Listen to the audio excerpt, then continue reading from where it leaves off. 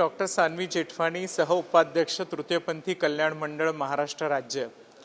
खरं तर आम्ही सुद्धा जेव्हा हे व्हिडिओज माध्यमांच्या थ्रूच पाहिलं, आम्हाला याची कल्पना नव्हती किंवा बोर्डाचं कसलंही याच्याशी संबंध नाही। आता जसे की सन्माननीय महाराष्ट्र राज्याचे मुख्यमंत्री यांनी सांगितले की त्यांच्याशी झिरवळ साहेबांनी संपर्क करून सांगितले की हा व्हिडिओ कटपुसट करून काहीतरी असं सांगण्यात आलंय। हा चौकशीचा भाग आहे। सन्माननीय संजय शिरसाट साहेब आमचे मंत्री व बोर्डाचे अध्यक्ष यांनी देखील आपला याच्यावर मत सांगितले की हा चौकशीचा भाग आहे आणि शासन चौकशी करतंय।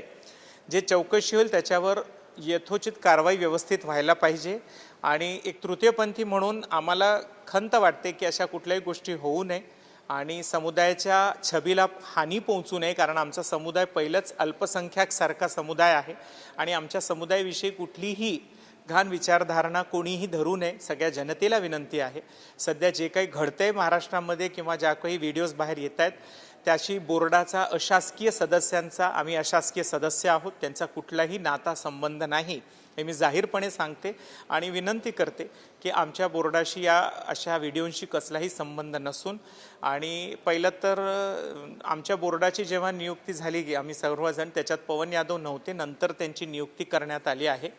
आता ते बोर्डावर सदस्य आहेत, त्यांच्यावर सुद्धा जेव्हा अध्यक्ष महोदयांची जी काही कार्यवाहीची ही असेल, प्रोसिजर असेल ती करतील असं मला वाटतंय।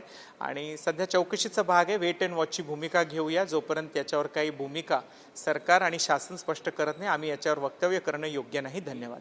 तसं जर पाहिलं तर या सगळ्या व्हिडिओमुळे कुठेतरी डिग्निटीला फटका बसतोय, कारण तृतीयपंथीयांकडे पाहण्याचा देखील सामाजिक दृष्टिकोन महत्त्वाचा आहे। ते पण माणसं आहेत, ते पण व्यक्ती आहेत, पण कुठेतरी अशा पद्धतीने व्हिडिओ येणं, त्याच्यावरती ज्या पद्धतीने सामाजिक वातावरण ॲलिगेशन होणं की एक्स्टॉर्शनचे किंवा इतर स्वरूपाचे, हे कुठेतरी सध्या समुदाय आमचा अनेक गोष्टींमुळे परेशान असतो, त्रासग्रस्त आहे। त्याच्यामध्ये समुदायाला पहिलंच पारिवारिक हानी असेल किंवा ऑलरेडी हिंसेचे अनेक अत्याचार आमच्या समुदायावर होत असतात।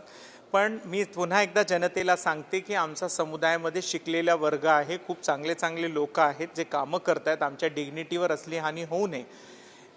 असं म्हणतात की एकामुळे आपण पूर्ण समाजाला नावबोट ठेवणं हे योग्य पण नाही।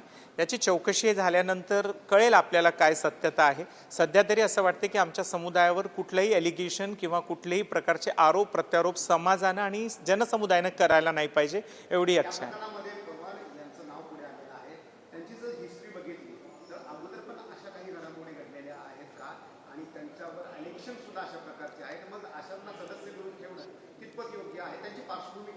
आता अध्यक्ष नेमणं आणि ठेवणं हे सन्माननीय अध्यक्ष जे आमचे बोर्डचे सन्माननीय मंत्री आहेत त्यांनी निर्णय घेतील।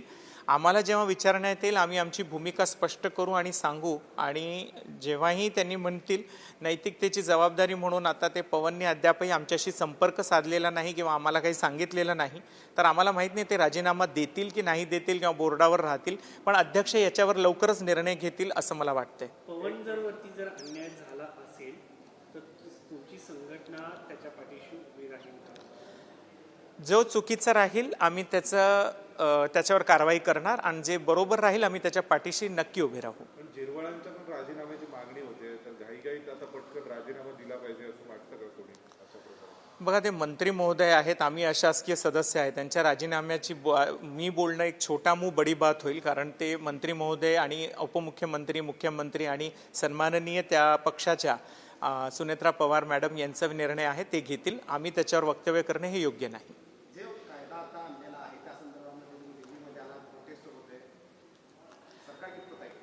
ॲक्च्युली खरं तर मेडिकल बोर्ड जे ट्रान्सजेंडर अमेंडमेंट बिल 2026 आलेलं आहे, त्याच्यामध्ये ज्या मेडिकल बोर्डची जी अट आहे त्यावर अनेक आमच्या समुदायाचा आक्षेप आहे।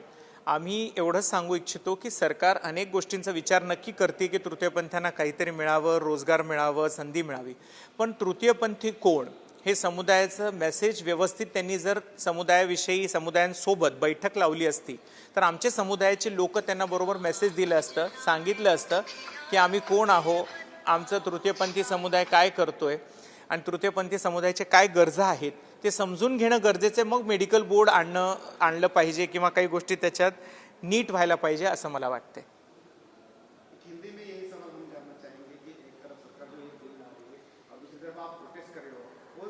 इशू है, कौन से मुद्दे हैं जो क्या इस बिल में सबसे पहले विरोध हो रहा है मेडिकल बोर्ड का, जिसका कारण है कि मेडिकल बोर्ड के कारण से आपको जाके मेडिकल बोर्ड के सामने पेश होना होगा। पहले नालसा जजमेंट 2014 के बाद जो पहला बिल आया था 2019 में, उसमें सभी समुदाय के लोगों ने को एक ये बताया गया था कि सेल्फ आइडेंटिफिकेशन, यानी अगर हमने एफिडेविट दिया तो हमें अपना ट्रांसजेंडर आइडेंटिटी कार्ड मिलेगा और उसके अनुसार हम आने वाले चीज़ों का लाभ लेंगे। देखना ये है कि आज 2011 के सेंसस के अनुसार 5 लाख ट्रांसजेंडर हिंदुस्तान में हैं, 2011 के सेंसस के अनुसार, लेकिन ट्रांसजेंडर कार्ड के धारक 35,000 ही हैं भारत में। तो यानी अभी ही लोग इतने कम आ रहे हैं ट्रांसजेंडर आइडेंटिटी कार्ड बनाने के लिए। इसका कारण क्या हो सकता है? सबसे इंपॉर्टेंट है कि इसकी प्रोसेस क्या है। इसमें जो सेल्फ एफिडेविट देना, उसमें ईमेल आईडी चाहिए, फ़ोन चाहिए। समुदाय इतना प्रशिक्षित सिखा हुआ अभी भी नहीं है, इनको सिखाना जरूरी है। अब सरकार चाहती है कि इस डेफिनेशन को और भी डीप में जाके बात करें, तो छोटा किया गया है, सेल्फ आइडेंटिफिकेशन हटाया।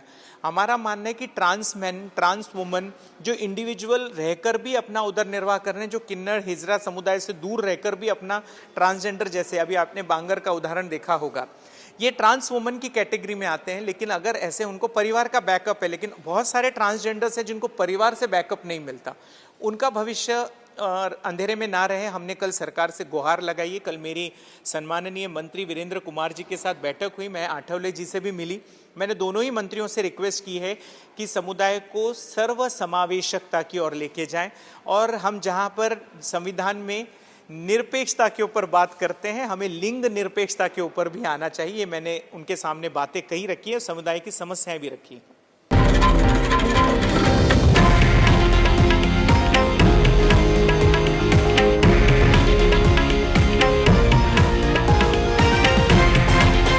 हे आहे देशातील नंबर 1 न्यूज नेटवर्क आणि आपण पाहत आहात TV9 मराठी, एकमेव।